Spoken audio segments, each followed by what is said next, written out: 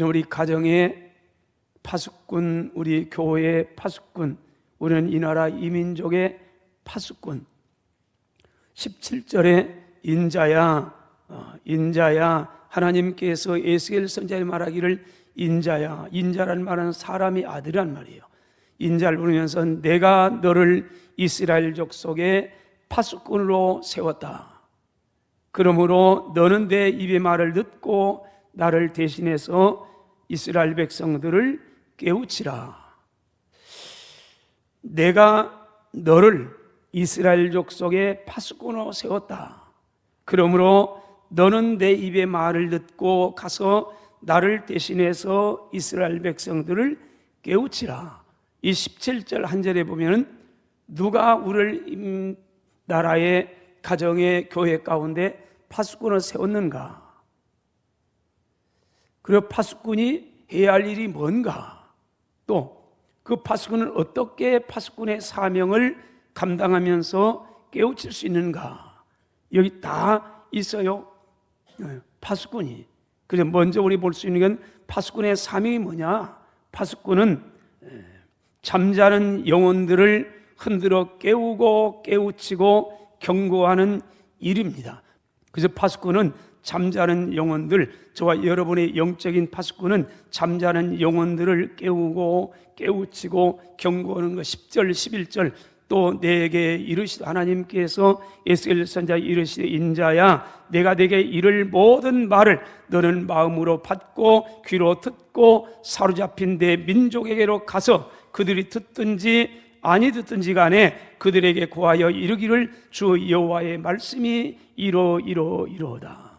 하나님 말씀을 듣든지 안 듣든지 간에 너는 내 말을 듣고 마음으로 받고 귀로 듣고 가서 이렇게 전하라. 파수꾼의 사명이 뭐라는 거예요? 하나님 말씀을 그대로 증거하는 일, 그거라는 거예요. 에스겔 33장 2절에 인자야 너는 내 민족에게 말하여 이란 뭐라고요? 가령 내가 칼을 안 땅에 임하게 한다고 하자. 그 땅 백성이 자기들 가운데 하나를 택하여 파수꾼을 삼은 그 사람이, 파수꾼이 그 땅에 칼이 임함을 보고도 원수가 지금 가지고 왔단 말이에요. 그걸 보고도 나팔을 불어 백성에게 경고하고 그러는 거예요. 파수꾼은 하나님을 대신하여 잠자는 영혼들을 깨우고 깨우치고 경고하는 사람이 파수꾼입니다. 이와 같이 하나님께서 에스겔을 이스라엘의 파수꾼으로 세웠으므로 그는 하나님을 대신하여 잠자는 이스라엘 백성들을 흔들어 깨우고 나태한 그들을 깨우치고 경고하라는 겁니다. 저와 여러분도 마찬가지예요. 한 나라의 한 민족의 한 교회의 한 가정에 저와 여러분 파수꾼이 보초병이에요. 보초병은 잠을 자면 안 돼요. 내 이러면 안 되는 거예요. 보초병은 오로지 가장 중요한 거, 내가 죽으면은 내 뒤에 있는 사람 다 죽는다, 그런 절박한 심정으로 깨어가지고 지키는 거, 이게 파수꾼이에요. 그건 개인도 가정도 교회도 사회도 국가 다 마찬가지예요. 창세기 6장에 보면은요, 온 세상이 죄악으로 가득 찼습니다. 온 인류가 하나님을 떠나 죄 가운데 빠져 정신없이 세상을 그렇게 살아갑니다. 그걸 깨닫지를 못합니다. 그럴 때 하나님께 땅 위 한 사람 하나님께서 이 사람 지으셨음을 굉장히 탄식했다. 인간적인 표현이에요. 굉장히 한탄하셔서 하나님께서 세상을 심판하려고 작정을 했습니다. 그러나 하나님은 진노 중에서도 긍휼이 있지 아니하시는 하나님은 범죄한 세상을 그래도 구원하기 위해서 한 사람을 선택했는데 파수꾼으로 삼았는데 노아입니다. 노아를 파수꾼으로 세우시고 그 죄 가운데 정신없이 세상 따라 살아가는 이 사람들을 깨우고 깨우치고 경고하도록 그렇게 했습니다. 물론 그 사명이 녹록하지 않았습니다. 왜 그러냐? 온 세상이 하나님을 버리고 세상 빠져서 정신없이 살아가니까 의를 전파하면요, 불의한 사람의 의는 걸림돌이에요. 기름과 물이에요. 공의가 세워가지 못한 사람이 공의를 지정하고 정직하게 살아갑니다. 그때 정직하지 못한 사람에서는 이게 아픔이에요. 그냥 부딪혀요. 늘 세상이 그러는 거예요.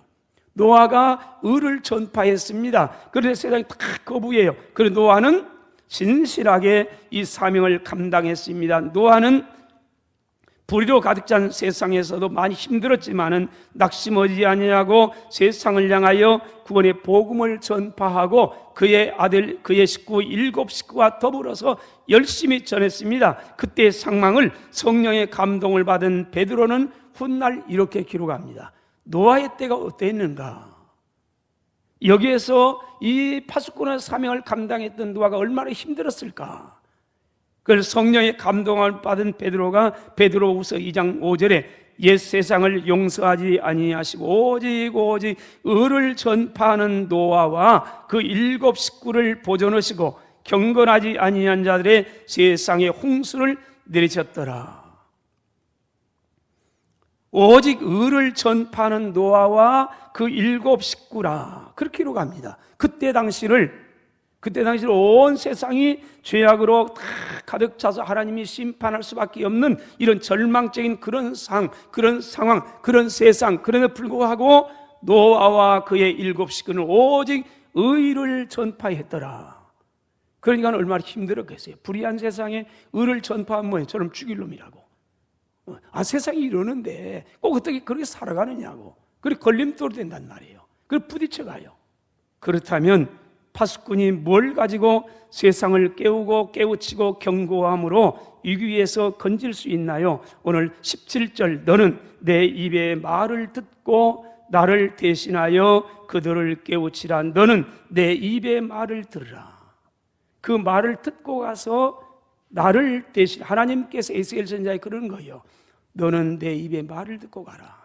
파수꾼의 사명은 깨우는 건데 네 그냥 가서 그런 게 아니고 네 말로, 네 인격으로, 내 능력으로 세상을 깨우치고 경고와 변화시키는 게 아니라 그것 가지고 불가능하다, 그게 아니고 너는 내 입의 말을 듣고 가라. 내 말을 듣고 나를 대신하여 가서 그들을 깨우치라. 하나님의 말씀을 듣고 그 말씀으로 깨우치라는 겁니다. 왜 그렇습니까? 히브리서 4장 12절입니다. 하나님의 말씀은 살아있습니다. 활력이 있습니다. 좌우의 날서 어떤 검보다도 더 예리합니다. 그래서 손과 영과 및 관절과 골수를 찔러 쪼개까지 하고 또 사람의 마음의 생각과 뜻을 다 판단합니다. 하나님 말씀은 살아있답니다. 능력이 있답니다. 그래서 어떤 검보다도 검은 뭐는 거요? 찌르는 거죠. 베는 거죠. 수술하는 거죠. 음식 만드는 거 아닙니까? 검이 다 달라요. 수술하는 검도 있단 말이에요. 근데 그 어떤 검보다도 하나님의 말씀은 더 예리해서 사람의 혼과 영과 관절과 골수까지 다 찔러 쪼갠답니다. 그리고 사람의 마음도 생각도 판단한답니다. 하나님 말씀만이 사람을 고칠 수 있습니다. 사람을 변화시킬 수 있는 건 저와 여러분의 말, 능력, 그게 아니에요. 우리 인격도 아니에요. 세상을 변화시키고 사람을 변화시키고 그래 예수 믿게 만들고 구원하게 만들고 내 자녀를, 내 가정을 변화시키고 그런 건 내 생각, 인격과 전상을 그것 가지고는 어린 반프레치도 없어요. 우리는 다 모자라요. 아이고 나는 말을 못하는데요. 우리 말 가지고 오는 게 아니란 말이에요. 나는 능력이 없어요. 그래 우리 능력 가지고 오는 게 아니란 말이에요. 내 말을 듣고 가서 너는 나를 대신하여 내 말을 듣고 하나님 말씀을 듣고 왜 그래요? 그 말씀만이 어떤 검보다 예리해서 다 찔러 쪼개서 변화시켜요. 그래서 그 말씀이 내 안에 들어오면요 변하지 못할 한 사람도 없어. 다 변해요. 바울도 변했는데요. 저와 여러분도 변했지 않습니까? 근데 얼마나 다 변할 수 있단 말이에요. 말씀 앞에서는 다 들어요. 다 들어요. 요한복음 5장 25절 볼까요? 주님 말씀했습니다. 진실로 너희에게 이르노니. 아니 주님께서 왜 거듭 반복법을 써요? 진실로. 아니 주님 말씀은 다 진실이지 않습니까? 근데 주님 반복성을 써요. 무슨 말이에요? 강조점이죠. 근데 주님이 때로는 그냥 일반적인 말할 때 많이 써요. 근데 더 중요한 말씀을 할 때는 거듭 반복법을 써요. 진실로 너희에게 이르노니. 그런 말합니다. 죽은 사람들이 하나님의 아들의 음성을 들을 때가 오나니 곧 이때라. 따라서 합시다. 듣는 자는 살아나리라. 아멘입니까? 여러분 주님께서 말씀했어요. 죽은 자들이 살아나는 길이 있는데 그게 뭐냐? 하나님의 아들의 음성을 들으면 살아난다. 그런데 하나님의 음성을 들을 때가 오는데 곧 지금 이때라. 지금 주님 말씀하면서 내 말을 듣는 자는 살아나리라 그랬어요. 사도행전 2장 볼까요? 성령의 충만함을 받았습니다. 임했습니다. 그래 베드로 사도가 열심히 복음을 하나님 말씀을 증거했습니다. 어떻게요? 35절 그런즉 이스라엘 온 집은 확실히 알지니 뭘 알아요? 지금 너는 이스라엘 집 확실히 알라 그러면 말합니다. 너희가 십자가에 못 박은 이 예수는 하나님이 주와 그리스도가 되게 하셨느니라. 하나님 말씀이에요. 그 당사자들이 말하는 거예요. 예수를 십자가에 못 박아 죽였던 그 당사자들에게 말하면서 여러분 다른 것들은 꼼짝 못했어요. 두려웠어요. 예수님도 죽였는데 제자 베드로 같은 걸 10번도 죽일 수 있잖아요. 그런데 성령 충만하게 나니까요. 그 하나님 말씀을 여러분들이 죽인 예수를 바로 십자가에 못 박아 죽인 예수를 하나님께서 살리셨습니다. 하나님께서 그리스도가 되게 하셨고 우리의 주가 되게 하셨습니다. 이 말씀을 외쳤습니다. 하나님 말씀을 증거했습니다. 그랬더니 들었던 사람들이 어떤 줄 아세요? 37절 그들이 이 말을 듣고 마음에 찔렸어요. 왜 그래요? 하나님 말씀은 어떤 검보다 예리해 찔려요. 하나님 말씀이 찔리는데 아파 하지 않을 사람 아무도 없어요. 하나님 말씀이 들리니까요 내 마음을 찔렸어요. 내가 범죄했는데 깨닫지 못했었는데 내가 십자가 예수 못 박아 죽였는데도 불구하고 내가 뭘 잘못했느냐고 저를 죽여버려야 한다고 그랬는데 이 말씀이 내 안에 들어오고 나니까 가슴이 찔린단 말이에요. 찔렸습니다. 그러니까 찔리가 아파서 가지고 소리칩니다. 뭐라고요? 그들이 이 말을 듣고 마음에 찔려 베드로와 다른 사도에 말합니다. 형제들아 우리가 어찌 알고 우리 어떻게 하면 좋겠느냐. 그걸 몰라서 이랬는데 우리가 그럼 어떻게 하면 좋겠느냐. 여러분 찔려요. 이 말씀이 찔리면요 다 마찬가지예요. 그 말씀이 찔리면은요 어떤 것보다 예리하게 다 소리쳐요. 고함쳐요. 그래서 깨달은 거예요. 그럼 우리가 어떻게 할 것인가? 어떻게 하면 좋겠느냐? 어떻게 하면 우리가 살겠느냐? 외쳤더니 베드로가 그래요. 여러분 회개하세요. 그리고 예수 믿으세요. 그러면 여러분 구원받습니다. 그날에 회개하고 예수 믿었습니다. 3,000명이나 더했다고 성경은 말씀하면 말씀이 전파되는 곳에는요 찔림이 있어요. 변화가 있어요. 다 변화시켜요. 그 말씀이 찔리는데 변하지 못하는 사람 하나도 없어요. 저와 여러분도 변했잖아요. 바울도 변했잖아요. 베드로도 변했잖아요. 수많은 사람이 다 변했어요. 왜요? 말씀이 능력이란 말이에요. 여러분 우리가 종종 전도라고 합니다. 여러분 전도가 뭐예요? 전도는 전문적인 용어예요. 도를 전하는 거. 도가 뭐예요? 하나님 말씀이에요. 말씀이 뭐예요? 십자가 아닙니까? 예수 그리스도 아닙니까? 말씀을 증거하는 거예요. 전도예요. 이 도를 전하면 말씀을 전하면 다 마찬가지의 말씀이에요. 다 찔려요. 찔리니까 어떤 사람은 가슴 치면서 우리가 어떻게 하면 좋겠느냐 회개하면서 다가온 사람도 있고 어떤 사람은 더 꽉 찌면서 이런 놈은 죽여버려야 한다고 그래서 오히려 한 거하고요. 베드로가 증거할 때는 가슴을 치면서 했어요. 근데 스데반이 증거할 때는요 저놈을 죽여버려야 한다고 그래서 돌에 쳐 죽여버렸어요. 언제 두 반이 나타나요? 사랑하신 여러분, 하나님께서 저와 여러분들을 잠자는 영혼들을 흔들어 깨우치고 경고함으로 말미암아 가정을, 교회를, 직장과 사회를, 나라와 민족을 위로부터 구원한 파수꾼으로 세워주신 줄로 믿습니다. 그렇다면 파수꾼의 사명을 감당하기 위해서 우리에게 필요한 건 뭘까? 그 첫째는 파수꾼의 사명을 잘 감당하기 무엇보다도요 하나님께서 나를 파수꾼으로 세웠다는 부르심의 소명의식입니다. 나는 하나님의 일꾼이다. 하나님께 나를 구원했다. 하나님께 나를 일꾼 삼으셨다. 하나님께 나를 선택 이렇게 했다. 17절 다시 한번 볼까요? 이렇게 말합니다. 인자야 내가 너를 이스라엘 족속의 파수꾼으로 세웠다. 에스겔 선지자에게 하나님이 그래요. 내가 너를 세웠다. 뽑았단 말이 뽑았어요. 뽑았단 말은 다가 아니에요. 그 중에서요. 많은 사람들 중에서 지명했어요. 너를 내가 뽑았다. 뭘로요? 파수꾼으로요. 누가 나를 불러서 파수꾼의 사명을 맡겼는가? 여기 거의 분명히 합니다. 에레미야 1장 5절에 말합니다. 내가 너를 에레미야 선지자에게 하나님께서 내가 너를 모태에 짓기 전에 알았고 내가 배에서 나오기 전에, 탄생하기 전에 널 이미 성별했고. 구별됐어요. 구별이요. 여러분, 성도라는 말은 구별됐단 말이에요. 똑같이 밥을 먹고 똑같이 직장 생활하고 똑같이 돈을 벌고 똑같이 살아요. 그런데 우리는 구별됐다는 거예요. 여러분, 성별된 거 지키세요. 아이고, 어떻게 지켜요? 그래도 지키세요. 그래야 여러분은 성도입니다.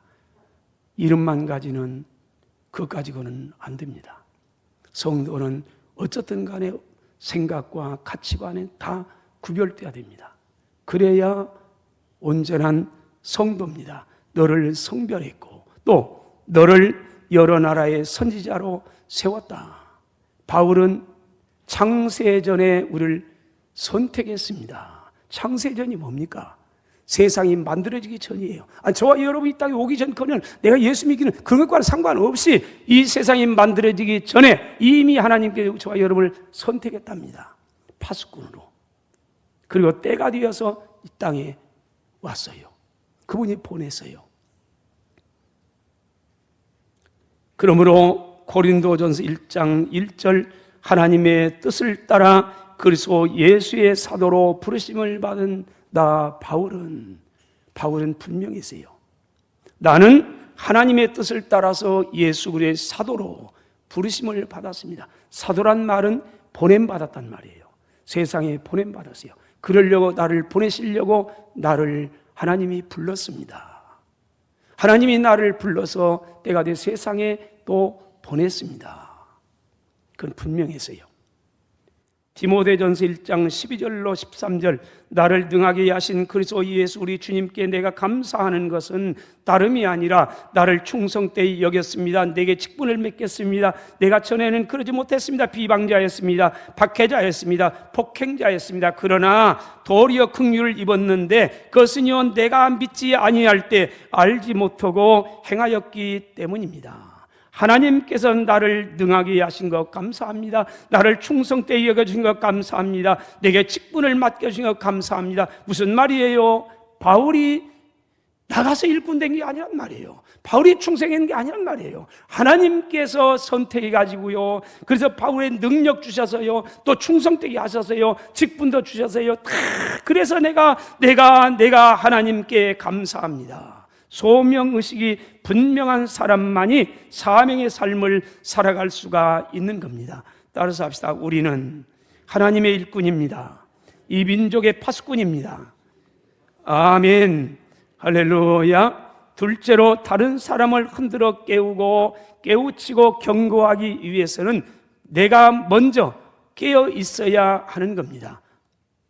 여러분, 내가 깨어 있지 못하면은 내가 잠들어 있는데 그런데 어떻게 다른 사람을 깨울 수 있어요? 마태복음 24장 42절에 주님 말씀했습니다. 그러므로 깨어있으라. 어느 날에 너희 주가 임할는지 너희가 알지 못함이니라. 물론 주님이 언제 재림하실지 우리는 알지 못합니다. 그래 깨어있어야 됩니다. 그뿐만이 아닙니다. 도적놈이 언제 우리 집을 뚫고 들어와가지고요, 우리 교회를 뚫고 들어와가지고요, 마음이 다 이길지 그것도 모릅니다. 그렇기 때문에 깨어있지 않으면 언제 들어와가지고 다 망쳐놓을지 모르는 것을 기억하세요. 그러므로 깨어있으라고 말합니다. 로마 13장 11절입니다. 또한 너희가 이 시기를 알거니와 이 시기 때에 대한 얘기입니다.